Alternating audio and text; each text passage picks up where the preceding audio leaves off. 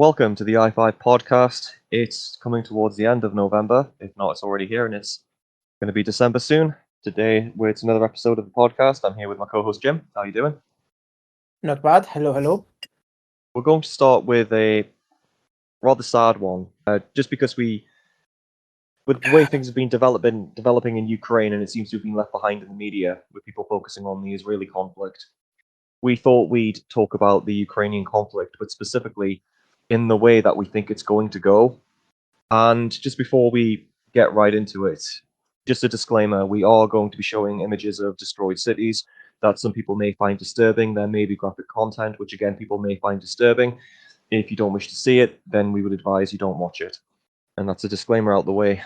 Yeah, going right to the actual topic, I've been following the conflict, and as has Jim, and I think that for me, Jim, it's reached a point where, and we'll go into this in greater detail, to back up our points. I think it's reached a stage where I don't think the Ukrainians can win this war. By which I don't think they can push Russia out. Yeah, I think it was inevitable for that to happen Mm. because there was this constant narrative given by the media that Ukraine is not only has a chance to win the war, but in some cases it was winning, and Russia was in deep trouble for a long of time. And then stuff died out. But what we could see is Zelensky being on tour, world tour, visiting more cities than actual artists that are on tour, like Taylor Swift or whatever, pleading everyone for money. And he received it. Yeah, well, exactly. He received it, not Ukraine. Haven't managed to find any sort of source to see that would dictate how much of the money he raised were actually used on war and how money were actually ended up in politicians' pockets. Because let's be real, I would say Ukraine's corruption is about as much as Greece's corruption, if not more. All of these countries are the same, give or take, anyways, in that area. So yeah, all in all, I think it was bound to happen because you have one superpower with infinitely bigger economy and military power. Yeah. Against another country that is disorganized, heavily corrupt. Yeah, and had So to yeah, basically learn a new way of warfare very quickly, putting it on the NATO standard or as close to it as they could get. I mean, yeah, but that goes for both Ukraine and Russia, I think. well, Russia had their own tactics. They weren't trying. They already knew how to use the majority of their equipment. With the Ukrainians, it was receiving a More or lot of new less, tech from yeah, NATO. but this is in theory. But the thing is, this is the Ukraine versus Russia. I think we mentioned it on the previous episode as well. It's like the first modern war that Oh has yeah. occurred here. And yes, Russia probably had like their own tactics in theory and whatnot, but I think they managed to get first-hand experience and see how things apply in real Yeah. life. Because the last war was like 1945, give or take. I would say that was the last major war between two factions, between Yeah, multiple factions that were evenly matched. The yeah, American military capability was more or less the same, and the British capability was more or less the same as the Nazis.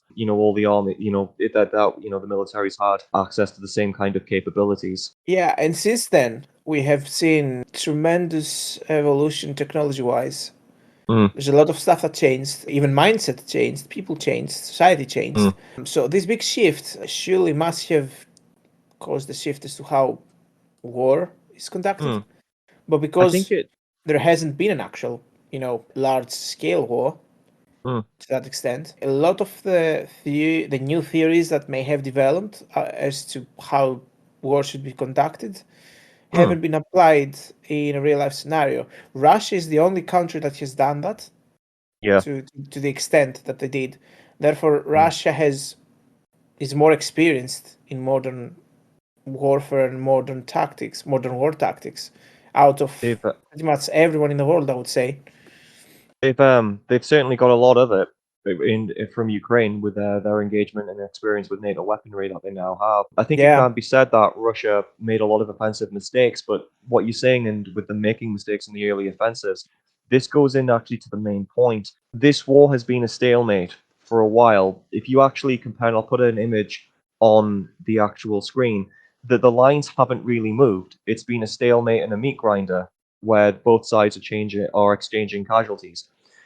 We'll go into this a bit later in the podcast. The Russians can obviously afford to take casualties while the Ukrainians can't.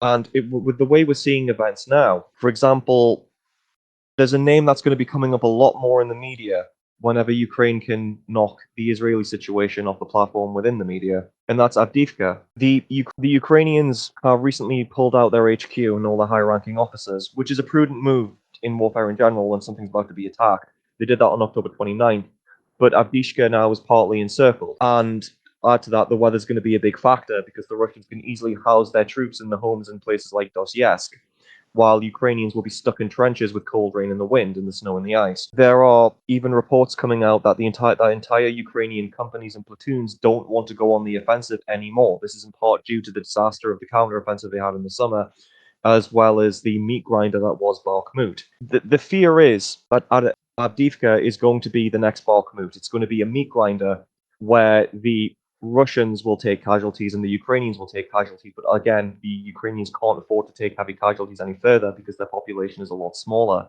30,000 troops are said to be defending it with 110 mechanized company. These troops are said to be under extreme pressure, mainly because their positions are constantly getting shelled by artillery. It's been suggested, I suspect that the 1 million shells that the North Koreans gave the Russians are being used for this. The 59th Brigade told a Ukrainian newspaper that they could lose the city due to heavy fire pressure. They're just getting shelled so much on their positions. Another Ukrainian soldier said that the northern and southern pincers could link up and take Divka, and he posted that along with saying that a lot of his friends were in hospitals. Now, we'll go into this a bit later as well, but there's some political disunity between the actual military command and Zelensky. Zelensky wants to move in on the city. He's already moved some regiments in to try and protect it. But Delushny, the head of the Ukrainian armed forces, wants to basically pull out of it. There's no indication of what his plan is after, but he just wants to let it go. He doesn't want to fight a battle over it because he doesn't want to lose the troops. I think the smart thing to do personally would be to let this go. But if Zelensky does commit to another offensive, it's just going to be a repeat of Bakhmut. Add to that, at Robotynya, the Ukrainians are also taking heavy casualties, and they've lost another 26 vehicles. That's apparently the open source intelligence is saying that's in the last few days. So they're already taking casualties again in the exchanges. And what some people are arguing that this is entering the terminal phase of the war. That the war could come to an end because the major battles that are going to basically destroy the Russian army, the Ukrainian army, or rout it, or basically knock it into a state of not being able to function. This could lead to basically the collapse of the Ukrainian army. Now, I'm not sure I'm willing to go that far, but what I do think might happen is, again, could just be another case of a stalemated front line situation where the lines don't really move aside from the advance on Avdiivka, and the Ukrainians yet again have to set up their own line, and they start exchanging casualties with the Russian lines. And again, it becomes a stalemate that eventually the Russians will win because they have the bigger population. And if Zelensky, also this has to be said, it doesn't seem like the Ukrainians have the equipment or the training to be able to. We'll go into this later on as well. They don't seem to have the equipment or the training to actually launch from lines. They have had small victories where they have had some small victories, which we'll get into a bit later, where they can establish front lines. But as soon as they have to go on the offensive, they immediately start losing soldiers and take mass casualties, which we saw in the summer. So I'm not sure how long Ukraine can literally stay in this because they're running out of soldiers, they're running out of population. also they're running out of funds and supplies in general. Yeah. So yeah, I mean, hmm. from Russia's perspective, they don't really care. They can sustain this level of war for quite a while. Meanwhile, Oh yeah, Ukraine cannot. And Putin's literally deployed more of a civilian industry into war industry, and he's already making more technology. So he's more or less adapting what's left of his domestic industry to war, where he's producing more and more weapons. There's actually an article, which I'll go into a bit later, that actually states that the Russians are pumping out 10 times more weapons than they were before. yep, And and I don't see them stopping. The Ukrainians can't. They don't have that capability. They don't have their own industry, No, they war don't. industry at least. Yeah, I mean, since the war started, they constantly relied on everyone else's support but their own. Yeah. Mm. Or at least that's what Zelensky gave. That was the attitude Mm. as shown by Zelensky. He was just Mm. constantly on tour pleading for more support, money and ammunition, but mainly Mm. money. Instead of Yeah. Yeah, that's all valid. I would say that just to make the point that we were originally going to make as well, just to put it on the table. I don't think continuing this war any longer is a viable or sustainable solution because the objective now should be, well, again, my personal opinions, I don't see how Ukraine can win this. They might do. It's we've seen the underdogs win in these kinds of wars before, but I don't think it's very likely. And Yeah. I think the objective here should be reduce the amount of power, as much power as possible that Putin has to dictate the terms of a ceasefire or a negotiation to end the conflict and, to reduce his power to dictate a negotiated settlement. I think what I would do at this point, this has been said by a few military officials, and I think I concur with it. I think we said this about a year ago that Ukraine has to be ready to lose some of its territory, if only to buy time and reorganize themselves to just end this conflict.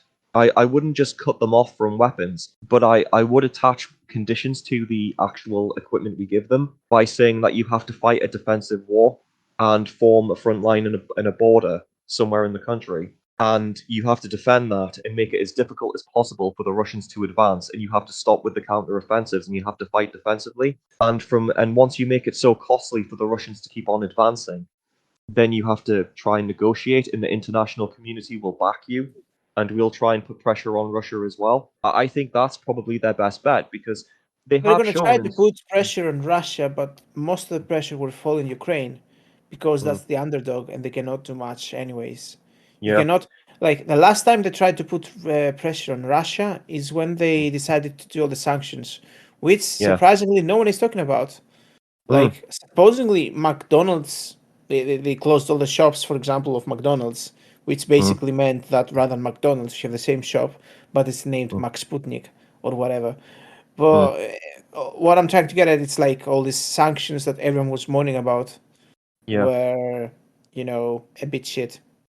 But It was just for the eyes of the world, because in the end of the day, then Russia was like, "Oh, so that's how you're gonna mm, play it," and they cut the fucking mm, gas supply, was it, yeah, which drove the prices twice as much. At least this. in Britain, Mm, it caused a lot of issues to the point where the government had to issue a limit as to how high the bill can go, and was even depositing 100 quid every month to people's mm, gas and electric bills. yeah, Mind you, you weren't getting the money to your bank account; they were automatically being deposited to the gas company. yeah, yeah. But it's still that Mm, shows a lot that you have sanctions and then you have oh yeah. sanctions. But There's a I think, difference between doing but something to hurt someone and just mm, barking like a mad dog, and as soon as shit hit the fan you're like, oh mm. shit. But I think the defensive strategy would allow Putin to go back with some saving grace and say that he took some territory and to claim victory, and Oh yeah, that might cause him to actually follow a ceasefire, and it might allow Ukraine to keep some of their territory. But totally. But the thing is, if that happens, Zelensky won't go for it. Zelensky won't have a choice at that point. Yeah, He will go for it mm. because he will have no other option. But the thing At the is, on the moment he won't, aftermath, but you would have to make him. Yeah. no, at the moment, yeah, maybe not, but eventually he will. Like, Mm, the way I see this ending is that Russia will claim some land from Ukraine, mm, and on these new borders, even though there's going to be a ceasefire and an official end of the war, it's going to mm, be like a Cold War yeah. sort of situation in these areas because they are newly taken. Some people won't like that on both Mm, sides, and even though the countries won't be officially at war, there's still going to be a lot of tension, especially in these areas, in the new mm, borders, let's say. mm, yeah. So yeah, I think as well, because I do appreciate all of that. I think as well on Putin's side, it would give him a way out of the conflict. because I think he does want to keep some negotiation doors open to function with NATO and the international community. I'm not saying he wants to be friends with them by any means, but he does want access to their economies again, and he wants, because they're still trading with him. But he I think partially he would want rid of the sanctions eventually, but I don't think they're a big factor. I think really it's one of the few ways Ukraine can stop and NATO can stop Russia getting total victory in Ukraine, because the way it's going, Putin is going to get total victory if it keeps on going the way it's going. If it's a continuous stalemate, the longer it goes on, because the Ukrainians are taking a lot of casualties. And just to finish off this section, like I said, the longer this goes on, the more Ukrainians will die. It's easy to say from where we are, those of us who, if you're someone who plays Modern Warfare 2 and thinks you know everything about the military and says, oh, this war should keep on going, you've got to remember that Ukraine is taking substantial casualties. It's just come out today that they've lowered the mobilization age from 25 at the start of the war to 18 today, and the average age of the soldier is now 40. That Zelensky is already going around other countries, basically trying to make them deport Ukrainians that have emigrated out of Ukraine and got out, to deport them back, to make them serve. He's got press gangs going around. And all Zelensky wants to do is send them on more and more counter-offensives, which is getting them killed, because what we've seen is, and we'll go into this in a bit more detail, Ukraine simply didn't have enough resources to execute a functional counter-offensive. The more you cheer this on and saying that Ukraine should really fight, what you're doing is, and what I suspect NATO is doing, is they're using the Ukrainian population to try and wear down the Russian military for as long as possible. But Ukraine is taking substantial casualties to do this. If the longer Yeah, this war goes on, the more people are going to die. This I isn't a know. video game. If I know. Yeah, I think, exactly. And it's at the end of the day, though this war is between the ruling heads of Ukraine and Russia. The people mm, themselves don't want war, for yeah, the majority at least. a lot of 18-year-olds who were unemployed and had no other option were drafted in Russia, and they were thrown to the meat grinder. At one point, Wagner were using prisoners. Some of them, I suspect, were political, to clear mines. Like, they would just put IR tags on them and send them out into minefields so they could locate the mines. Yeah, that's insane. Like, Mm. There's no definitive footage of that. Sorry, there's no definitive evidence of that. It was suspected because there were a few minefields where there were poorly equipped Russian former convicts, and they were very poorly equipped, and they were working under Wagner.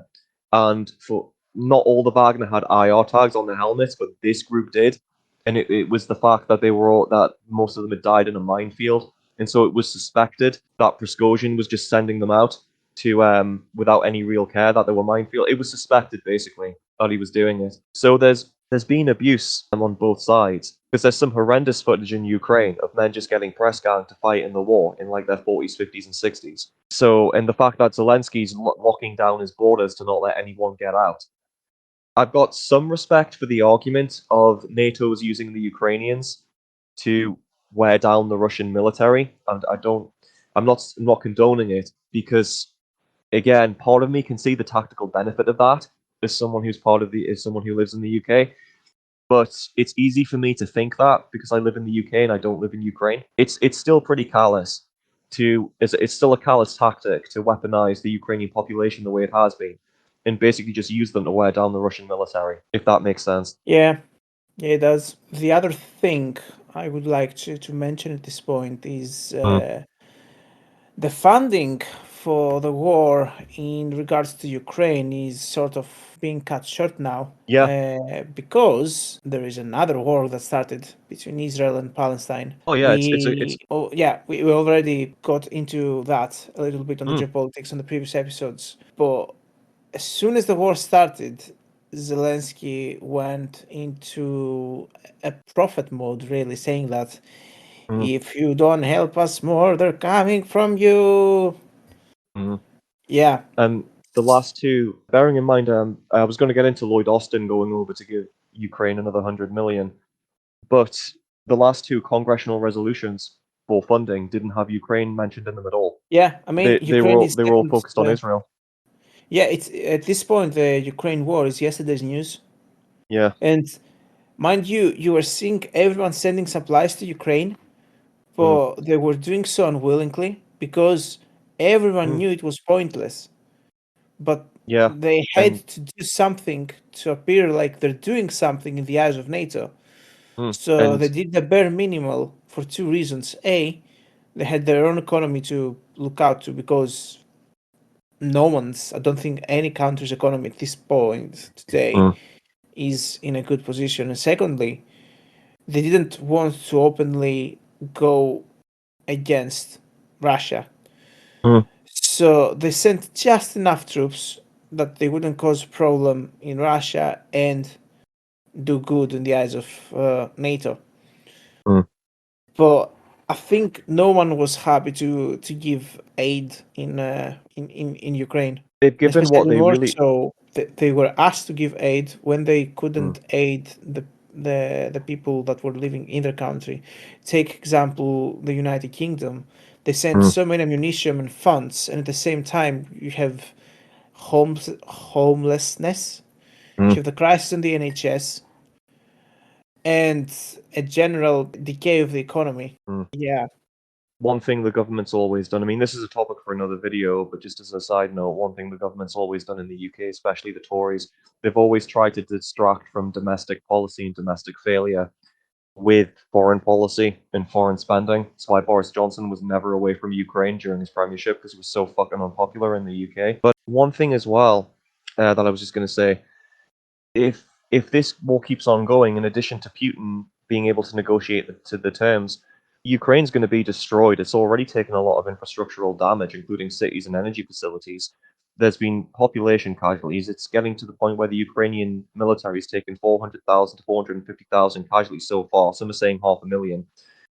And you're just seeing more and more grave sites that are being dug. There's been 14,000 civilian casualties. The infrastructural damage, obviously, energy facilities and cities have been devastated. It's estimated that there is between 151 billion dollars worth of infrastructural damage, according to various sources. Some of the pictures of the destroyed cities are pretty shocking. Add to that, there's been a mass exodus from the country. So, for example, the number of refugees crossing the border from Ukraine into neighboring countries each day peaked at around 200,000 on March the 7th, but this has since declined to around 35,000 as of mid-February. That is when Zelensky started locking down the borders to prevent people from leaving. A struggle to rebuild. There's a struggle to rebuild because of the above, but there is some things. The numbers aren't quite as high. So a lot of sources are saying that an estimated 29 million left, but it needs to be said that 19 million. This was February 24th. 29 million left, but 19 million actually returned since February the 28th. It's down to 10 million who have actually gone and not come back yet, which is still a significant amount. It's a huge chunk of the population. At the start of the war, their population was 43 million. Now it's estimated that it's at 37 million, which is quite a drop. Yeah, yeah. I mean, it makes sense. People, when shit hit the fan, people will migrate, Mm, especially when you know that the government doesn't care for you. yeah, I I mean, mean, that's I what's know. happening in Greece. Mm, Back in 2012, it was already a fact that Greek people outside of Greece were more than Greek people inside Greece. I mm. don't even dare to look the numbers now. I mean, oh yeah, and we can go into this a bit later on as well in relation to BlackRock being given a contract to rebuild Ukraine, but it's how much of it's going to belong to Ukraine by the end of the war. And the overall point is they're in danger of a World War I type of scenario where they're losing an entire generation of men. You need men and women both together to rebuild a society, and they're in danger of losing a generation. So you've got to think in the long term of how on earth are they going to rebuild this country with that kind of population drop. It's going to take a long time to recover from it, and it's best to prevent it. Which is why I think I'm for a negotiated settlement, but it's to try and give Ukraine as strong a position as possible to negotiate. Unless do you have anything else you want to say on that subject? Don't think so, no, because most of the Hmm. stuff we have already covered on the previous Cool. episodes. But yeah, So, either way, I think hmm, to conclude, basically, the Israel versus Palestine was the best thing that hmm, happened from Putin's perspective, yeah, because it have drove away all the attention of the media to that. hmm, So now he can just wait it off until Ukraine surrenders, and if Ukraine oh yeah, surrenders, he will have the upper hand in negotiation. hmm, And also, it's what you mentioned earlier that hmm, BlackRock is involved in about rebuilding Ukraine. hmm, So post-war, it will be interesting to see how much of Ukraine will actually be part of Ukraine. Mm. Because Oh if you yeah. don't have to pay with money, you will pay with land. And Mm. I'm pretty sure that might be one of the things they negotiated when BlackRock took the contract of rebuilding Ukraine. Yeah. It would make sense because all the funds had to Mm. go for the war. So Oh yeah. The other thing as unless well they, is yeah, there unless are they made some sort of big deal that they would pay in the future post-war if they won with something else. But yeah, I mean, what we've done is we've made the main point of the podcast first, but I have got a few more sections if you want to go through them about specifically why and some of the details and the arguments to support it. yeah, can do. Cool. So specifically, this one's going to sound harsh, but this is ultimately why I think Russia will win and Ukraine will lose if it's a long-winded stalemate. I'll just briefly go through them because we've already addressed most of them, to be honest, just to provide a bit of facts and statistics. So basically, we've said already that Ukraine's estimated to have 37 million. It's between 34 and 37. Russia still has a population of 144 million in comparison. They can, it sounds ruthless, but they can afford to take casualties that, quite frankly, Ukraine can't. Russia has its own industry and can create its own weapons. Its industry is worth $46 billion. Reuters News reported that the Russian arms production increased Yeah, tenfold. It didn't. Russia has autonomy. Yeah. Russia doesn't rely on NATO or anyone else for their ammunition.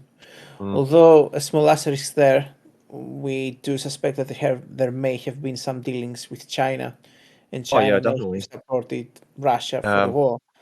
North But Koreans just made them a million shells. They've had Iranian drones. They've got Chinese drone operator teams supporting them, working with that were working with Wagner. okay, well, yeah, but what I'm trying to get at is that Russia Mm. is able to sort of it Oh has yeah. a bigger level of autonomy compared to Mm. Ukraine.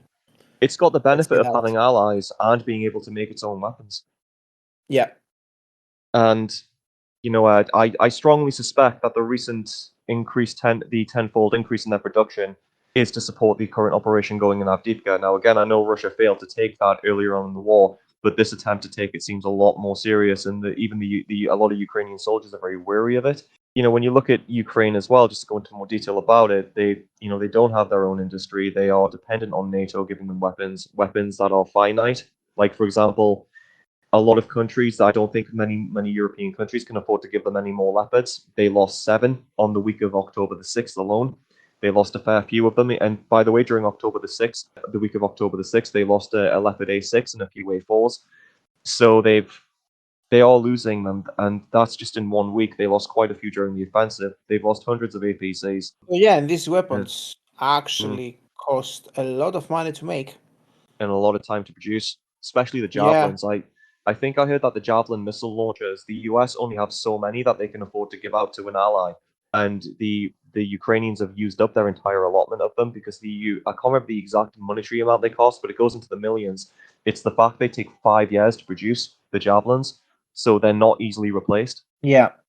And the EU only has so many tanks that they can keep on giving, as well as the Americans. The British only gave them the Challenger 2s because we were going to be upgrading most of them to Challenger 3s anyway, and we were actually going to be getting rid of some of them. So they basically got what we were going to be getting rid of. The counteroffensive in Bakhmut alone have drained the army of soldiers, while the numbers, most of the news outlets are reporting that the counteroffensives, a lot of them are reporting that the casualties sustained were as high as 70,000 dead during the summer counteroffensive alone. The equipment they're using, they've got no tactical anti-AA, they've got no air support really, and they launched a counteroffensive with grounded NATO equipment, with inadequate counter artillery, and this equipment they were barely trained on. It was a crash course. They did their best with it, but couldn't function with it. They lost a lot of the technology, a lot of the tanks to artillery fire and drone strikes and K-52s alone. We did do a video on this, so I'm not going into too much detail. And more significantly, again, they didn't have the mine clearing apparatus that they needed. Sorry, the mine clearing equipment that they needed to get through minefields. Again, we covered that in a previous video, and they went in with combined arms warfare that they didn't have a mastery over, as it takes years to learn that, especially when you're doing assaults with different types of weaponry, a combined arms assault. and they couldn't really get past the Russian surveillance state that the Russians have over the battlefield. The Russians could see them and fire accurate indirect fire at them. So that's just a quick summary. We have done a video on the counteroffensive before that goes into more detail, but the point is the counteroffensive went nowhere because it had insufficient air power, no tactical AA, not enough mine clearing equipment, and not enough armor. And the point I just wish to make is, even though Avdiivka is on the horizon, every time the Ukrainians get a small victory, like they've got some in Kherson, every time they get a small victory, this is going to be the case, that they're not going to be able to launch an effective offensive because they're always going to have these limitations. So any small victory they get is going to be inconsequential because they'll never be able to move up their line in a strong way, unless something significant happens with their industry, or they get a huge donation or they get a huge cache of weapons from NATO, which again I don't think the cache is there. Certainly not the armor. Now, there are later on they are now moving away from Leopards because they are getting, for example, Denmark's got a lot of old T-72s as well as some of the former Soviet states, and they're actually upgrading them, and they're giving them to the Ukrainians to replace the fallen Leopards with. So they're reverting back to Soviet technology, just slightly upgraded. And I've got some more details on that a bit later. But the lack of the lines moving really, and the lack of success really reflects, what I'm saying. For example, they've established a 5 kilometer front across the Danaro River. They will have this, and what's going to happen is they're going to have the same problems as before when they start advancing troops. As soon as they start moving troops across the river in mass numbers, the Russians are just going to hit them with artillery. If that makes sense. Yeah. You got anything you want to add to that, or? No, you pretty much said it all. Cool. Next section. So the next section, I just wanted to get all those details off because everything we said before, I just wanted them backed up with numbers and things. Who is benefiting from the war continuing? So if you do support the war continuing, you might want to look at who's actually benefiting from it. First of all, as Jim mentioned as well, and I mentioned, BlackRock. They're going to be huge beneficiaries of this. The more damage there is, the more money they're going to make rebuilding it, and the more in debt Ukraine will be to them. I There's mean, going to be it's also worth mentioning that is true, but this is more like an investment. Yeah. So what I'm trying to get at, because the economy is degrading so fast, by the time they see the profit, they might already be in deep shit. Because BlackRock has, I'm not sure about the details of the contract, but if the damage is too extensive, I don't think BlackRock will be able to do it straight away. Yeah. To the I've extent said that that. it needs to be. I've said that as well in So past videos. yeah, It yeah, could be exactly. so So it bad. might It could be cause so bad. eventually it might cause more damage than good Yeah. to the people that invest in this, mainly because they will have a big economic hole before And they debt. manage to see any profits out of it. Yeah, because it could get to the extent where BlackRock, as you say, might not. Because I've said that before as well. At what point has become a bad investment for BlackRock with that contract? It's Unless, also the level of debt unless, Ukraine will be in. yeah, unless, and now this is like a mega tinfoil hat theory. for Four-dimensional chess move is that Mm, Russia actually has a contract or a bet or whatever or a stock in BlackRock rebuilding mm. Ukraine, so he Can does you imagine? just enough damage, just enough damage for Ukraine to surrender and BlackRock to barely just be able to build everything. And Mm, that way, Russia will also make money out of it. Now, if this is something they've done, it's like a 4D level chess move, and it's like, yeah, hats off. yeah. Oh man, yeah. But no, it's a valid point. I mean, I don't know if it's true or not, but it's something worth considering. But as well, the actual war economy and the private war industry that we have, remember, they're the ones making a lot of money from this. There's a lot of money being made from this. There was a recent Reuters article that I found, which said new contracts to supply Ukraine directly or backfill US weapons sent to Ukraine was signed late last year, and now revenue is flowing to the big defense contractors. Lockheed, General Dynamics, and RTX all reported better than expected results over the past several days. Mind you, that could be because of what's going on in Israel as well. And executives expect both the conflict in Ukraine and Israel's war with Palestinian militant group Hamas to drive up near-term demand. We've gone from, this is a quote from Jason Aiken, I'll say more deals about him in a sec. We've gone from 1,400 artillery rounds per month to 20,000 very quickly. We're working ahead of schedule to accelerate that production capacity up to 85,000, even as high as 100,000 rounds per month. I've got to stop putting these quotes in italics. Jason Aiken, General Dynamics Chief Financial Officer, said on a call with Wall Street analysts on Wednesday. And also he finished off with, and I think the Israeli situation is only going to put upward pressure on that demand. So they're already saying they're going to make a ton of money the longer these conflicts go on. They had Ukraine. It's in their interest for the Ukraine one to go on long enough. Now they're getting it from Israel. One last thing as well, and I'll post the image on here. Jim, I think I sent you the image, and I'm just going to get that image up myself. It was leaked just how many US congressmen actually have shares in arms companies. And there are some names in here. So, for example, you've got Nancy Pelosi, a Democrat, and by the way, these are not just Democrats; these are Republicans as well. I'll put the full image up. There's 27 congressmen and women who have shares in actual arms companies, and let's be balanced here as well. We've mentioned a Democrat to highlight is Nancy Pelosi. Mitch McConnell from the Republicans also has shares in them as well. So it's not just Democrats. It's not just Democrats. It's Republicans as well. For me, that's one too many congressmen to actually have shares in arms companies, and they get to pass bills for funding to buy weapons. Yeah. From these companies. Surely there should be a law that says if you're in government, you're not allowed to have shares in any company to prevent that conflict of interest. No, because You don't think they should? You don't think that I think morally there they should be should? a law. Yeah. I think there should be a law. Just they're not going to make the law because Oh, they'll never do it. The people governing the country are also responsible for the laws that are being voted. So they're not going to cut their own funding just because it's not moral. If you want another bad example, well, it's a good example of the corruption, but it's one I hate to make.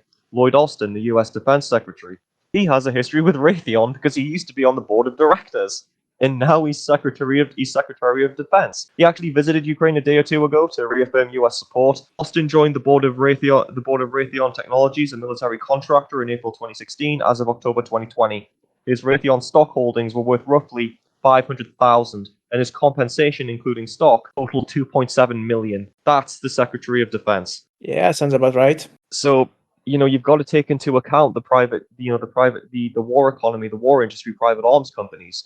It's in their best interest for this war to go on because they're making a lot of money out of it. That in itself really should be an indicator that this war should end. Joe Biden, apparently generals struggle to talk to him. Whenever they say the war, we should call for a ceasefire, a negotiated ceasefire, apparently Biden doesn't want to hear it. I wonder why. Yeah. The benefits of the war ending, it would establish a ceasefire that would allow Ukraine to start reinvesting, in its military and properly train its troops in order to adequately replace the veterans that have been lost rather than just filling them up with poorly trained shock troops. For example, the quality of their military is already deteriorating, especially on the offensive capability. The 47th Mechanized Brigade is a good example of this. This unit, they were the poster boys of the Ukrainian army. They were the best equipped with NATO weaponry, M16s and Leopards and the like, Barrett Bradleys. They were the best trained. Over the course of the war, this brigade took heavy losses, especially during the summer, and the replacements that they received were mobilized personnel who didn't have the training, yet they've been deployed lately as a fire brigade to prevent enemy breakouts at Avdiivka. This unit is not really equipped to handle such a role because, again, the veterans, the elite troops that were in it, they're not the makeup of this unit anymore. It's mobilized personnel. They're being put in a role that they're not really that qualified to handle. They don't have the necessary training or experience. One also interesting thing as well, they've gotten rid of their M16s and they've went back to Soviet era AK-47s. Not entirely relevant to the point I'm making, but just an interesting observation, I thought. And also, when I mentioned the T-72s, just to reflect the point that was made earlier, to add to this, a lot of the Leopards that are being lost that can't really be replaced because, quite frankly, we don't have them to give. NATO doesn't have them to give anymore. They're starting to replace them with upgraded old T-72s, as mentioned earlier. From the Forbes article, Ukraine's allies have settled on one of the easiest ways to give tanks to the Ukrainian war effort. Pay Czech firm CSG Defense to take all Soviet-designed T-72Ms from the 1980s, swap out the engines and some of the electronics, add reactive armor, and redesignate them as T-72EAs and ship them off. Denmark last month pledged to Ukraine at least 15 T-72EAs as part of a 520 million aid package that also includes BMP-2 infantry fighting vehicles engineering vehicles, drone, and ammunition. The pledge brings to 105 the number of T-72 Ukraine allies have paid for on Ukraine's behalf. The United States and the Netherlands early this year chipped in to buy 90 of the upgraded tanks. The 47-ton, three-person T-72A isn't the best tank in Ukraine's inventory. I mean, it's not going to be, given that they've still got the odd Abram or Challenger 2 left. But it also isn't the worst, and it has the benefit of being available at a time when Ukraine is hurting for tanks, both to replace combat losses and also equip the new mechanized brigades that are standing up. There are hundreds of old T-72Ms in storage in former Warsaw Pact countries across Europe, each as a candidate for the EA upgrade. The T-72EA addresses some of the main issues of the original T-72, especially in the fields of firing abilities, mobility, and protection. CSG Defense stated. Well, and that was the Forbes article. So already, to highlight, and they still have Leopards, don't get me wrong, to highlight the fact that NATO is going to struggle to replace some of the combat losses of the tanks they've had. They're resorting to what they should have done earlier, resorting to old Soviet tanks that they have training with and are just upgrading them. I'm sure I commented on them doing that to a minor extent earlier on in the year. Only now they're doing it's now more organized and systematic the way they're doing. But that's a tactic that should be used to reinforce a line and go for a negotiated settlement to fight a defensive war. Again, long term, just to reaffirm, I don't think this war can be sustained with the casualties that Ukraine is taking. And just to finish off, why the current course isn't working and why it's not going to work. Look, if you look at all the equipment we've sent to Ukraine, there's reports that it's as high as $113 billion in aid. From the US alone, I couldn't find that number. The highest I could find was $86 billion in aid. The British have given $4.3 billion, and that's without the rest. That's without the rest of NATO and the EU giving them money. So, for example, $35 billion was from EU institutions. They've had a lot of aid, and a year on, it's not made a dent really to the front lines. We've given them over 5,000 vehicles which have been sent to Ukraine. This is including things like M1 Abrams, Paladin howitzers, Bradley IFVs, Challenger 2s, Leopards, 155mm towed howitzers, Striker fighting vehicles, Humvees, MREPs, basically everything out of a modern warfare video game, including the Javelin as well. They've received Patriot air defense missiles, 10 million artillery shells. I think in a previous video we said how many bullets there were. I can't quite remember the numbers. It was ridiculously high. Soldiers have received months of NATO training, including the creation of a NATO battalion, which took substantial casualties, as mentioned before, and has been replaced by mobilized personnel. They received drones. They're going to receive F-16s. They've received lots of rifles and ammunition. They've got mercenaries over there. There were Chilean mercenaries, Argentine mercenaries fighting over Just a there at small one point. correction. We say they received and we sent, but mind you, sometimes the shipments and vehicles we send them, they were getting attacked also Yeah, on the and way there, so also, they never got actually used and yeah, received.